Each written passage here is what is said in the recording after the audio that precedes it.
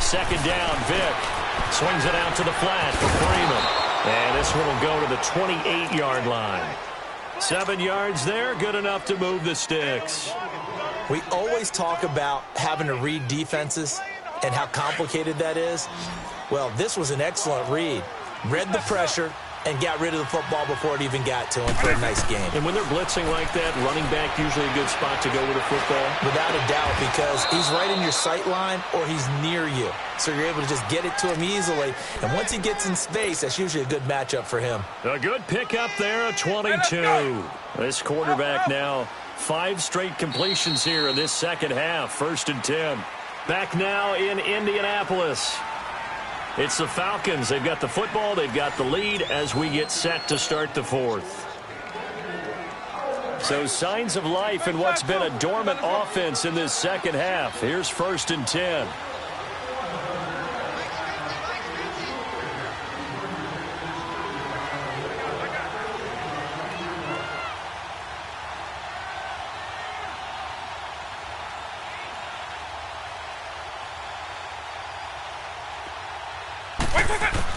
A first down throw coming for Vick.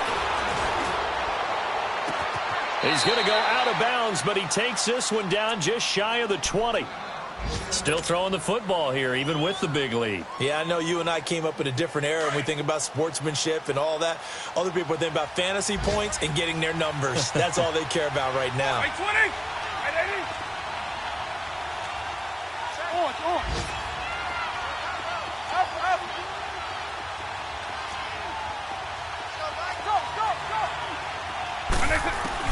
On 1st and 10, here's Vick. He goes underneath to Freeman. 11 more on that one, and another first down. Another nice pickup through the air, and I think a lot of people might expect him to run the ball in this situation, Brandon, but with this lead, they're electing to throw the football. Swings, slants, quick outs, things that they consider safe.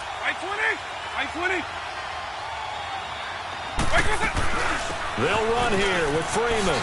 And Freeman lost the football. And did the offense get it back? They did at the 1-yard line. Wow, that ball gets knocked free, but a teammate comes along and scoops it up. It's almost like baseball. Guys at bat, people are on base in scoring position. One guy doesn't get him home. The next guy comes through and picks him up. And avoids the turnover. Throwing, Vick. And a big loss here as he's taken down. The amount of sacks that they've absorbed in this game is absolutely extraordinary. Let's just face it. This offensive line, flat out, cannot handle this pass rush. It's been demonstrated time and time again. And now maybe they want some extra time to talk about this 3rd and long play as we'll get a timeout. It's just their first. They'll be down to 2 remaining as we step aside here in the 4th quarter. A lot of tired bodies on that field, but this is a big play, 3rd and goal. From the gun, Vick. He's going to flip that out to the flat. It's complete. So a good spin move there before he's taken down. A nice little gain. They wind up with 6 on the hook up there, but it's not enough. 4th and goal.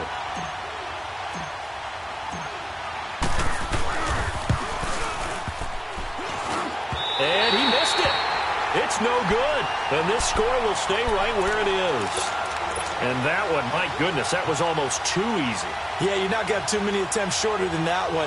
And I don't think this was blocked. That's about as bad a miss as you can have. Luck and the Colts come up now 1st and 10 at their own 20-yard line. They go back to the air here after the INT on the last drive. Oh, the ball comes out on the hit, but they'll say it's incomplete. Tell you what, partner, after he ices down, he's going to need a nice long soak in a hot tub after this one. He's been under duress the entire game. Yeah, once again, hit as he throws. Fortunate that one wound up incomplete. After the incompletion, they'll try once more from the 20-yard line on 2nd and 10. On 2nd and 10, Luck. He's going to wind up and air it out. And Luck will be intercepted for a 3rd time. Ricardo Allen with a pick. And he'll get this back to the 32-yard line. Partner, we always talk about possessions being at a premium in these games, and now in this situation, throwing an interception here when you have to claw your way back in, that one's going to hurt, and in a big way. From the 32 now, here's 1st and 10.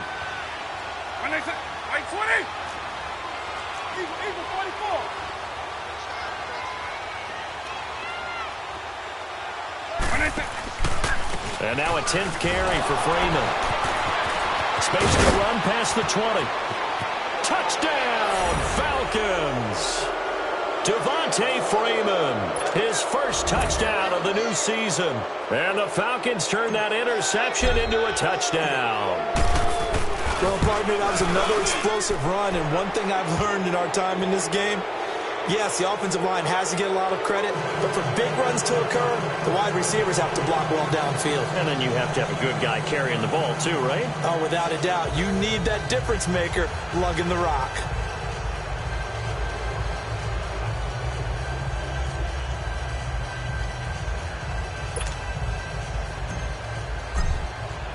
Now here's Bryant to kick it away.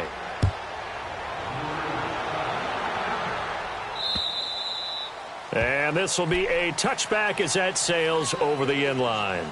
Here comes the Colts offense now as they make their way onto the field. They are looking to make a bit of a 180. They are sputtering right now. And frankly, I think it's time to call your playmakers together and say, all right, guys, we're going to lean on you through this patch.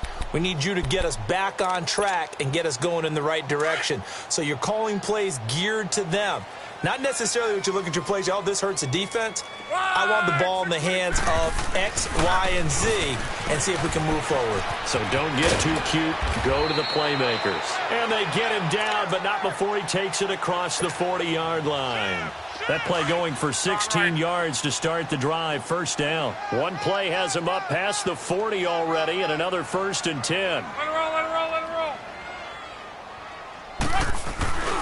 They run again on 1st down, Chubb. And he'll be brought down just shy of the 45. Call it a gain of 4 on 1st, and that'll make it 2nd down.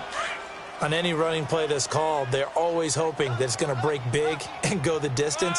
But when you get a nice game like that, you're able to do so many things anyway. You can come back and run essentially the same play again, continue to move the ball on the ground, or you can decide to throw the ball now because usually you have the defense back on its heels. It's a 7-yard gain there, and it's good enough to move the chains. From Falcon territory now, here's 1st and 10 at the 48-yard line.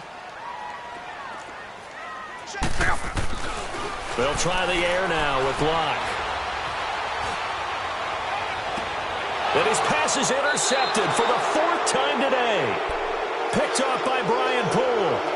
Just a little bit of a rough stretch. 6 interceptions now in these last 2 weeks combined. I know the easy thing is to go back to mechanics, footwork, things of that nature. I'm also wondering, is he getting fooled by what he's seeing on defense? Has the scouting report changed? Are they showing him things different than what he expected? For the 2nd week in a row, he's throwing it to the guys in the wrong color shirts. Yeah, he better figure, whatever the reason is, he better figure it out.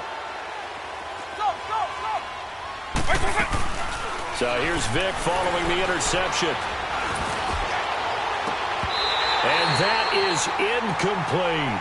I remember a coach telling me a long time ago the difference between playing corner and safety in the NFL. Corner is like the Autobahn. Everybody just flying by, and these corners have been really busy in this game, although they got it done on the last play. On the last play, yes, but there have been some good numbers put up against them offensively. They'll run it now out of the gun. Freeman with a fast feet and up to the 35 before they're able to knock him down. And a nice carry there of 15 yards. Do my eyes deceive me, or is he getting stronger as this game moves along? Burst seems just as good here in the 4th as it was way back in the 1st, doesn't it? I do believe someone put a lot of time in the offseason and continues to condition during the season in order to continue to carry the ball at this rate. And not totally home free yet, but it's looking good as they come up 1st and 10. Freeman again, a 1st down carry. And for one of the few times here today, this run's not going to go anywhere. Officially no gain on the play, and it's 2nd down.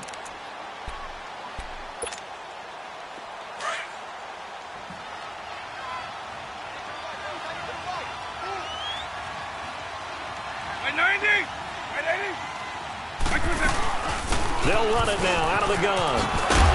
And he'll get up near the 45. They'll spot it at the 44. It'll be a pickup of 10 yards. And that is going to set up a 3rd and 1. Look, the first down marker is out there, but sometimes it's hard to find for an offense when they're in a long yardage situation, which usually means throw the football.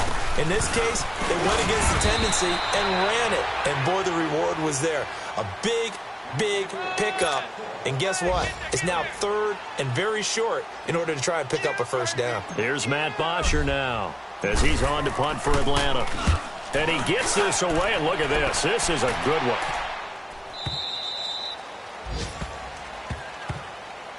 Here comes the Indianapolis offense now as they get set to take over. They're down big here late. I don't know. You just one last drive here for pride? Some people like to do that.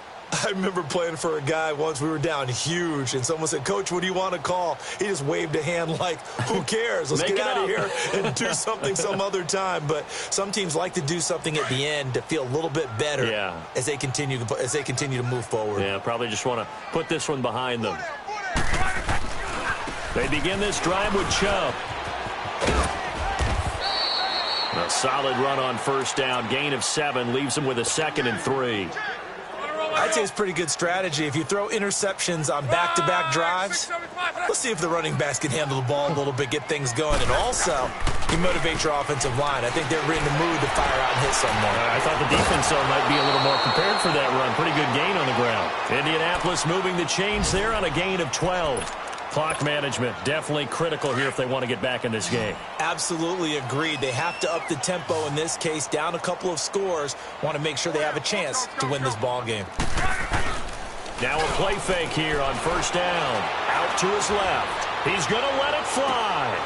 And my goodness, another interception. Ricardo Allen with a pick. And a big turnover there as his guys will get the football back. Charles, whatever's going on between his ears right now, it's just not completely calculated correctly. 7 picks between last week and this week after that one. And they always say the most important part of a player is those 6 inches between the ears. But right now, it's all those interceptions that are going on. So whoever his trusted confidant is on the sidelines, I don't know if it's the offense coordinator, the quarterback's coach, maybe. And he can't find anywhere to go with it, and he goes down. I think normally we would talk about this more with basketball players and football players, but let's adopt it in this case. He's a stat sheet stuffer. Had the interception earlier, now a sack. What, he just needs a touchdown for the trifecta. That's about all he needs, and he's going to go for it. Well, they're going to throw it here with Vick. Gets it off to Freeman. A good pickup there, 18 yards as they get closer for 3rd down. And just in general, Charles, on a play like that, how tough is it for the defense to account for a running back essentially being a receiver downfield? It's very difficult, especially if the running back has skills like a receiver, and you're aware of that before the game even begins. So throughout your practice sessions, you're going to want to be aware of him. Where is he lining up? What can he do? What kind of damage can he do to us downfield? And who can match up with him without weakening our overall defense? You're exactly right. It's a tough task to match up to him. The storyline of this one, Charles, no doubt the number 0. Zilch, nada.